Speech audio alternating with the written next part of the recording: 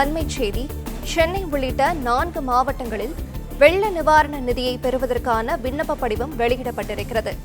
கூடுதல் விவரங்களை தருவதற்காக நம்முடைய செய்தியாளர் ராஜகுமரன் இணைப்பில் உள்ளார். அவருடன் பேசலாம். ராஜகுமரன், வணக்கம். விவரங்களை பதிவு பண்ணலாம். வணக்கம். மிக்ஜாம் புயல் காரணமாக பாதிக்கப்பட்ட சென்னை மாவட்டத்திற்கு முழுமையாகவும், காஞ்சிபுரம், திருவள்ளூர், செங்கல்பட்டு மாவட்டங்களில் வட்ட வாரியாகவும் மிக்ஜாம் புயலுக்கான நிவாரணமாக 6000 ரூபாய் வரும் ஞாயிற்றுக்கிழமை முதல் வழங்கப்படுகின்றது. இந்த நிவாரண தொகை ரொக்கமாக வழங்கப்படும் நிலையில் குடும்ப அட்டை இல்லாதவர்கள், வருமான வரி கணக்கு தாக்கல் செய்யக்கூடியவர்கள், அரசு ஊழியர் ஆகியோருக்கு நேரடியாக ரொக்கமாக 6000 ரூபாய் வழங்கப்படாது. அவர்கள் தனியாக விண்ணப்பித்து மிக்ஜாம் புயல் காரணமாக தங்களுக்கு ஏற்பட்ட பாதிப்புகளை தெரிவித்து வங்கிகள் மூலமாக பெற்றுக்கொள்ள வேண்டும் என்று அறிவுறுத்தல் வழங்கப்பட்டிருந்தது. அதற்கு ஏற்ப தற்பொழுது மிக்ஜாம் புயல் நிவாரணம் நேரடியாக ரொக்கமாக வழங்கப்படாத அரசு ஊழியர்கள், வருமான வரி தாக்கல் செய்யக்கூடியவர்கள், மேலும் சர்க்கரை குடும்ப அட்டைதாரர்கள் ஆகியோர் விண்ணப்பிப்பதற்கான விண்ணப்ப படிவம் வெளியாகி இருக்கின்றது. வரும் ஞாயிற்றுக்கிழமை முதல் இந்த விண்ணப்ப படிவம் பொதுமக்களுக்கு வழங்கப்படும் என்றும் தெரிவிக்கப்பட்டுள்ளது. அதன்படி இந்த விண்ணப்ப படிவங்களில் என்ன விஷயங்கள் எல்லாம் இடம்பெற்றிருக்கின்றது என்றால், பாதிக்கப்பட்ட நபர் வசிக்கக்கூடிய பகுதியின் விவரம் இடம்பெற்றிருக்கின்றது. குடும்ப தலைவர் அல்லது குடும்ப தலைவியின் பெயர் என்ன என்ற விவரம் கேட்கப்பட்டிருக்கின்றது. அவருடைய கைபேசி எண் என்ன என்பது கேட்கப்பட்டிருக்கின்றது. குறிப்பிட்ட நபர் அவருடைய ஆதார் எண், வீட்டு முகவரி, அவரிடம் குடும்ப அட்டை இருக்கின்றதா? ஏனென்றால் அரிசி குடும்ப அட்டைதாரர்களுக்கு ரொக்கப்பணம் வழங்கப்பட்டு விடுகின்றது. அவர்களுக்கு வீடு தேடி சென்று டோக்கன் வழங்கப்படுகின்றது ரொக்கப்பணம் பெற்றுக் கொள்வதற்காக. ஆனால் சர்க்கரை குடும்ப அட்டைதாரர்களுக்கு வழங்கப்படவில்லை, டோக்கன் வழங்கப்படவில்லை. நேரடியாக 6000 அவர்களுக்கு ரொக்கம் வழங்கப்படாது. எனவே அவர்களும் கூட, சர்க்கரை குடும்ப அட்டைதாரர்களும் விண்ணப்பம் பூர்த்தி செய்து கொடுத்துதான் வங்கிகள் வாயிலாக நிவாரணம் பெற முடியும். எனவே இந்த விண்ணப்ப படிவத்தில் குடும்ப அட்டை இருக்கின்றதா என்ற கேள்வியும் இடம்பெற்றிருக்கின்றது.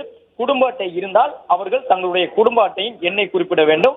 மேலும் வங்கிகள் தொடர்பான விவரம், வங்கி கணக்கு எண், வங்கியினுடைய பெயர், கிளை தொடர்பான கேள்விகள் கேட்கப்பட்டிருக்கின்றன. மிக முக்கியமாக பாதிக்கப்பட்ட வீடு எந்த வகையை சேர்ந்த வீடு, குடிசை வீடா, அடுக்குமாடி குடியிருப்பா, நிரந்தரமான வீடுதானா என்பது போன்ற கேள்விகள் கேட்கப்பட்டிருக்கின்றன. பாதிப்பின் விவரம் என்ற வகையில் ஒரு பகுதி பாதிக்கப்பட்டதா அல்லது முழுமையாக பாதிக்கப்பட்டதா என்ற கேள்வி கேட்கப்பட்டிருக்கின்றது. மேலும் மிக முக்கியமாக வீட்டிற்குள்ளே தண்ணீர் புகுந்து துணிமணிகள், பாத்திரங்கள் பாதிக்கப்பட்டதா என்ற கேள்வியும் இடம்பெற்றிருக்கின்றது.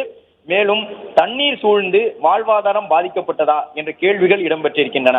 இந்த விண்ணப்பத்தை பூர்த்தி செய்து வழங்கக்கூடிய நபரிடம் அவர்களுடைய வீட்டிற்குள்ளே தண்ணீர் புகுந்து துணிமணிகளும் பாத்திரங்களும் பாதிக்கப்பட்டதா, தண்ணீர் சூழ்ந்ததால் அவருடைய வாழ்வாதாரம் பாதிக்கப்பட்டதா, அவர் வசிக்கக்கூடிய வீடு எந்த வகையிலான வீடு, ஒரு பகுதி மட்டும் பாதிக்கப்பட்டதா அல்லது முழுவதுமாக வீடு பாதிக்கப்பட்டதா போன்ற கேள்விகள் எல்லாம் கேட்கப்பட்டிருக்கின்றன.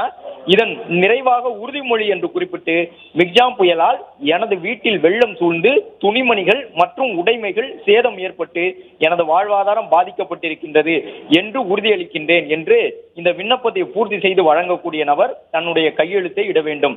இந்த விண்ணப்பத்தை பொறுத்தவரை அரசு ஊழியர்கள், வருமான வரி கணக்கு தாக்கல் செய்யக்கூடியவர்கள், கிட்டத்தட்ட மாத வருமானம் 50,000க்கு மேலே இருந்தால் அவர்கள் வருமான வரி செலுத்துவார்கள். அந்த அடிப்படையில் தனியார் நிறுவனங்களில் பணி செய்யக்கூடியவர்களும் வருமான வரி கணக்கு தாக்கல் செய்தால் அவர்களுக்கு கண்டிப்பாக டோக்கன் வழங்கப்பட்டிருக்காது. ரேஷன் கடையில் ரொக்கமாக பணம் வழங்கப்பட்டிருக்கின்றது. அந்த வகையில் இன்கம் டாக்ஸ் என்று சொல்லப்படக்கூடிய வருமான வரி கணக்கு தாக்கல் செய்யக்கூடியவர்கள், தனியார் நிறுவனங்களில் பணி செய்து வருமான வரி தாக்கல் செய்யக்கூடிய அரசு ஊழியர்கள், மேலும் சர்க்கரை குடும்ப அட்டைதாரர்கள் இந்த விண்ணப்ப படிவத்தை பூர்த்தி செய்து வழங்க வேண்டும். வருவாய்த்துறையினர் மூலமாக இந்த விண்ணப்பத்தை வழங்கக்கூடியவர்களுடைய பாதிப்பு விவரம் நேரில் பார்த்து அறியப்பட்டு அதன் பிறகு வங்கிகள் வாயிலாக இவர்களுக்கு நிவாரண தொகை வழங்கப்படும்.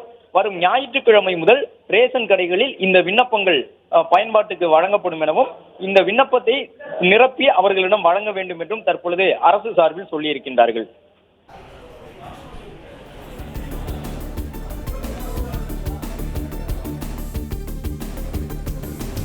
விவரங்களுக்கு நன்றி ராஜகுமரன்.